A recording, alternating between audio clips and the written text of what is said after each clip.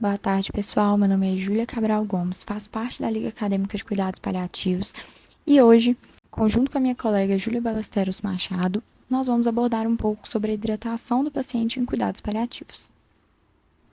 Primeiramente, é muito importante realçar que tanto o consumo de alimentos quanto de bebidas faz parte de uma cultura e faz parte da cultura de diferentes povos. Então, são ações que são consideradas muito importantes e podem ser consideradas, inclusive, experiências prazerosas.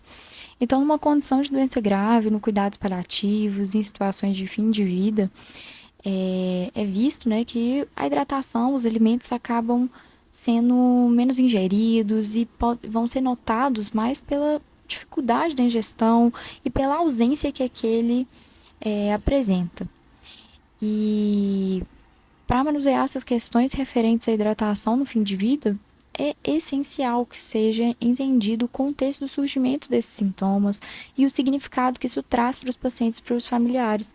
Então, a equipe de saúde, como um todo, tem que tentar compreender essas questões e tentar informar e orientar os pacientes, os familiares e até os cuidadores da distinção que existe entre um consumo natural e da hidratação artificial, porque realmente a progressiva piora aí do estado nutricional, né, a diminuição de ingesta de líquidos e a dificuldade mesmo da ingestão é uma frequente fonte de tensão entre os pacientes, os cuidadores e até alguns profissionais de saúde ali daquele meio.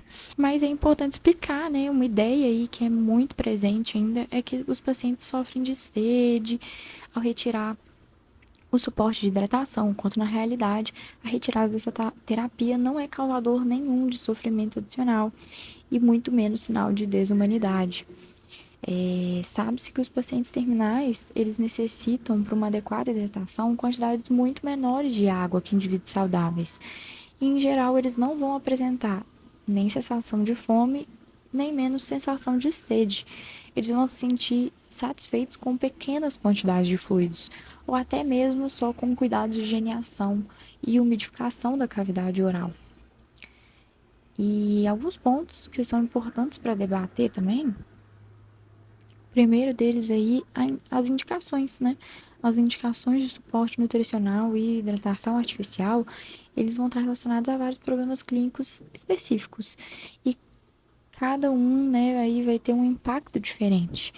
Então, realmente é uma indicação individualizada.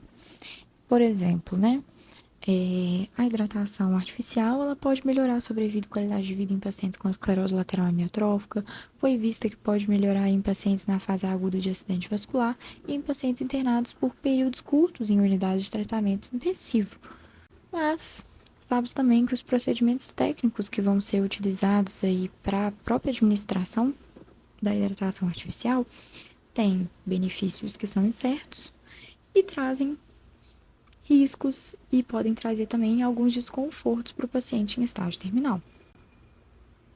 Alguns deles podemos citar a maior necessidade de restrição ao leito, o aumento do débito urinário, podendo também ter um aumento de dor, um aumento de diarreia, né? Tem um aumento aí de fluidos gastrointestinais, podendo causar náuseas, vômitos. Além disso, nas fases realmente finais de vida, né? Os pacientes têm um decréscimo de função renal e essa sobrecarga de volume causada pode acarretar um aumento das secreções respiratórias, que isso pode causar a dispneia, ou seja, né, a falta de ar, e que também isso também vai predispor ao edema pulmonar, uma ascite, e esses sintomas, né, vão ser desconfortáveis para o paciente em estágio terminal. Foi visto e observado que em pacientes próximos à morte, a desidratação, na verdade, pode resultar num alívio dessa sensação de afogamento, de sufocamento, pode minimizar a tosse, além de também reduzir a necessidade de cateterização, ou seja, né, aí passar a sonda vesical ou aspirar por menor produção mesmo de urina, de secreção gastrointestinal e tudo.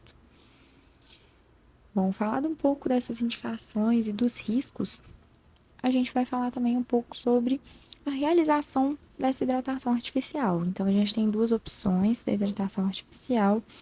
Temos a via endovenosa, E também vamos ter a via subcutânea, por meio da hipodermóclise.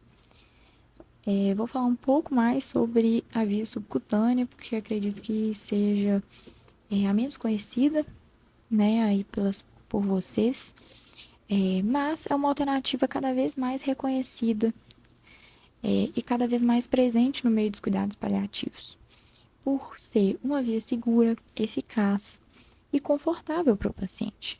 As principais indicações dessa via vão ser pacientes que têm veias colapsadas, veias finas, frágeis, que se rompem facilmente. E essas indicações elas estão muito relacionadas aos pacientes em cuidados paliativos, né? Então, os idosos ou até mesmo pacientes que estão aí já em cuidados paliativos, caminhando para um final de vida, realmente vão entrar nessas indicações. Então, tem também algumas contraindicações, né? Alguns critérios para fazer essa administração da via subcutânea, então tem que ter uma necessidade. A necessidade de repor o volume não pode ser urgente, emergente. A quantidade de fluidos não pode ultrapassar 3.000 ml nas 24 horas. Tem que ter uma integridade da pele e tem, né, uma inexistência aí de alterações de coagulação ou trombocitopenia. E aí a gente fala um pouco sobre as vantagens e as desvantagens da via subcutânea. A maior vantagem vai ser a prevenção da hospitalização dos pacientes. Além disso, como já falado, o procedimento é simples, é seguro, o custo vai ser inferior ao acesso endovenoso e também a supervisão da enfermagem vai ser menor nesse procedimento, podendo gastar aí atenção em outras coisas do cuidado paliativo.